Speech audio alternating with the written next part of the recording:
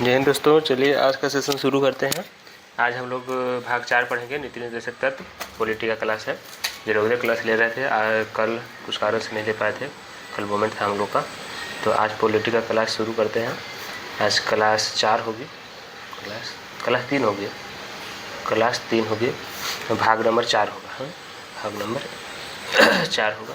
भाग 4 में आर्टिकल कितना से कितना तक है आप लोग बताइए। आगे भाग 4 में क्या है? नीति निर्देशक तत्व।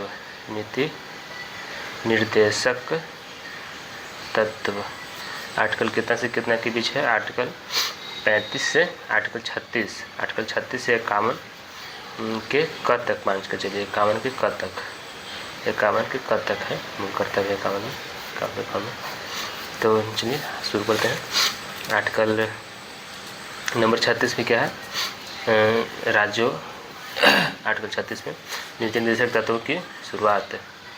नीति निर्देशक तत्वों की शुरुआत। और आर्टिकल नंबर कितना? आर्टिकल नंबर 37 में क्या है? आर्टिकल नंबर 37 में है नीति निर्देशक तत्वों के उद्देश्य। नीति निर्देशक तत्व का उद्देश्य।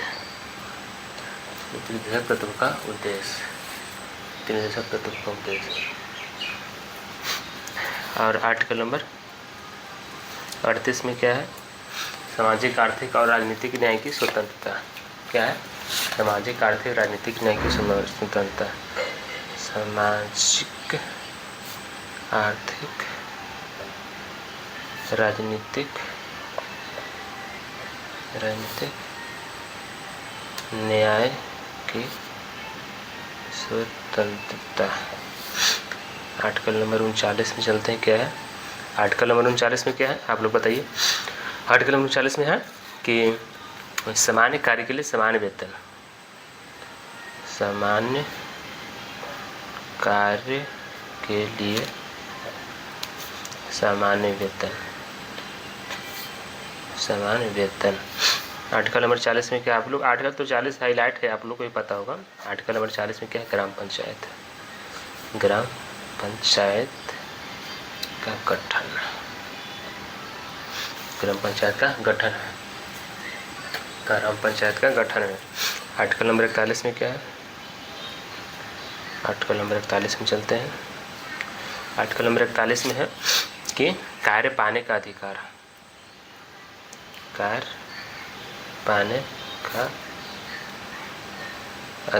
आप लोग को बार बार बोल रहा हूँ कि मैं अपनी भाषा में लिखा हूँ, आप लोग ऐसे ही याद करें। आपका आर्टिकल नहीं कहीं फंसेगा, कहीं से कोई क्वेश्चन पूछेगा सेट में या एग्ज़ाम में, आप लोग अच्छा से कर पाइएगा। तो अपनी भाषा में याद करें। आर्टिकल नंबर 42 में क्या है? कार्य पाने का अधिकार। ये आर्टिकल 42 में है कि राज्य कार्य की मानवीय दशा उपलब्ध कराएगा। राज्य कार्य की मानवीय दशा उपलब्ध कराएगा। आर्टिकल नंबर 37 में एक और पॉइंट जोड़ लीजिएगा। आर्टिकल नंबर 37 में लिखा है कि न्यायालय में इसका वाद नहीं है। न्यायालय में वाद योग्य नहीं है। ये पॉइंट फेमस है। न्यायालय में वाद योग्य नहीं कहता है ना कि नीति निर्देशक तत्व का आपको न्यायालय में चुनौती नहीं दे सकते हैं। तो आर्टिकल 37 में ही कहा गया है कि न्यायालय में वाद योग्य नहीं है। आर्टिकल नंबर 42 में राज्य मानवीय दशा उपलब्ध कराने के कार्य का। आर्टिकल नंबर 43 में चलते हैं। आर्टिकल नंबर 43 में है कि कार्य मानवोचित होनी चाहिए, मतलब कार्य सही होनी चाहिए। ऐसे नहीं कि आप पैसा दे रहे हैं तो कुछ भी काम करा सकते हैं। तो कार्य मानवोचित होनी चाहिए। कार्य मानवोचित मतलब मानव की उचित के हिसाब से कार्य मानवोचित होना चाहिए, मतलब कार्य सही होनी चाहिए। कार्य सही करने योग्य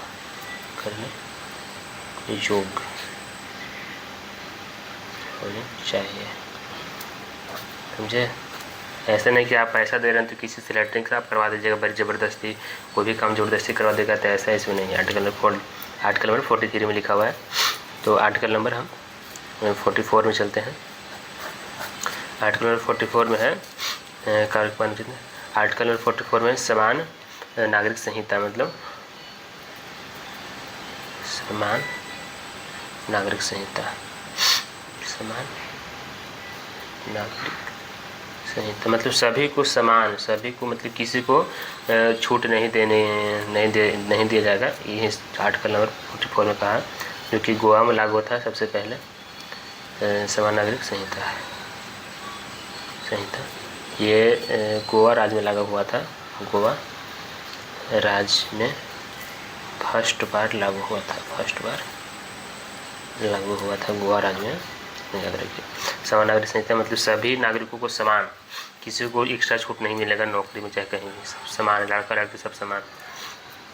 आर्टिकल नंबर 45 आर्टिकल नंबर 45 में क्या है कि आर्टिकल नागरिक संहिता आर्टिकल नंबर 45 में है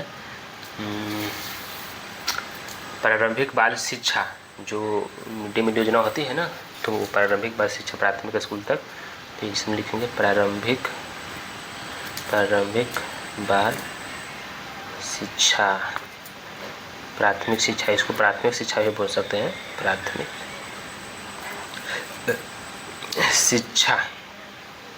शिक्षा राज्य उपलब्ध कराएगी,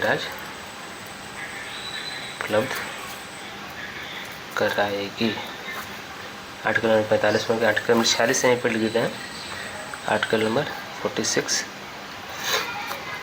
46 में है कि निम्न हितों, जैसे SC/ST के हितों की सुरक्षा, SC एवं निम्न वर्गों को कहा गया है SC/ST के हितों की सुरक्षा, निम्न वर्गों की हितों, SC/ST के हितों की सुरक्षा एवं इस निम्न वर्ग को ऊपर उठाने का कार्य करेगी। आर्टिकल 46 के हिसाब से निम्न वर्ग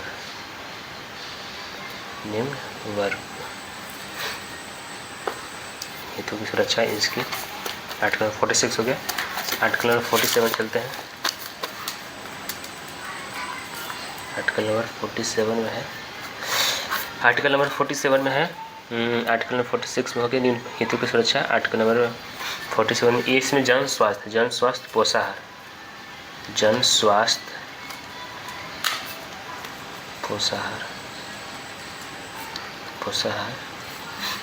पोषाहार, इसमें मिड डे मील योजना आती है। मिड डे मील योजना इसी में आती है। आर्टिकल 47 हो गया। आर्टिकल 47 के ए भी जोड़ा गया है, उसको भी पढ़ लेते हैं। आर्टिकल नंबर 47 के ए जो है ना, ये है इसमें कि पालतू पशु को बलि देने पर रोक, पालतू पशु को बलि पर रोक, पालतू पशु को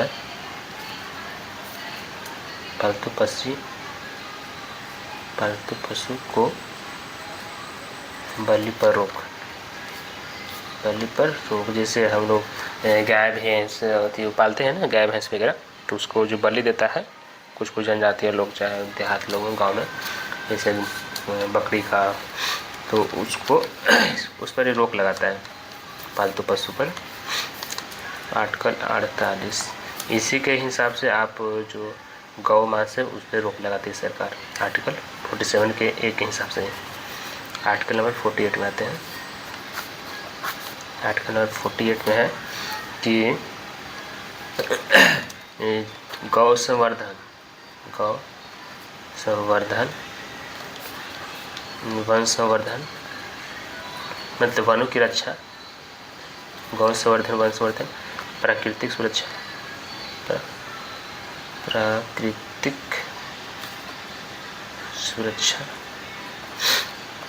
और क्या है इसमें, और इतना ही है। गौ संवर्धन, वन संवर्धन, प्राकृतिक सुरक्षा मतलब वनों की कटाई नहीं होनी चाहिए, इस पे रोक लगाती है। तो वनों की कटाई पर रोक लगाती है आर्टिकल 48 के तहत प्राकृतिक सुरक्षा। आर्टिकल नंबर हम 49 में चलेंगे। आर्टिकल नंबर 48 में 49 में है कि राष्ट्रीय स्तर के स्मारकों की रक्षा है। राष्ट्रीय स्तर के स्मारकों की रक्षा, आर्टिकल नंबर 49। आर्टिकल नंबर 50 में चलते हैं। आर्टिकल नंबर 50 में है कि कार्यपालिका के न्यायपालिका से अलग होना। कार्यपालिका का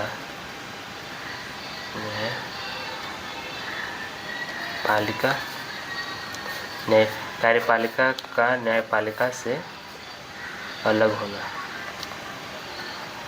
मेरा राइटिंग थोड़ा सा ख़राब बैठता है तो राइटिंग पे नहीं जाएं, जो मैं बोल रहा हूँ वो भी आप सुन कर लिख सकते हैं। आर्टिकल नंबर 41 में चलते हैं। ठीक, आर्टिकल नंबर 51 में, आर्टिकल नंबर 51 में क्या है? अंतर्राष्ट्रीय शांति है। अंतर्राष्ट्रीय शांति। अब एक और आर्टिकल 42वें संविधान संशोधन 1976 में जोड़ा गया था, आर्टिकल नंबर 51 के आर्टिकल नंबर 51 का ए जोड़ा गया है। तो इसमें है मूल कर्तव्य।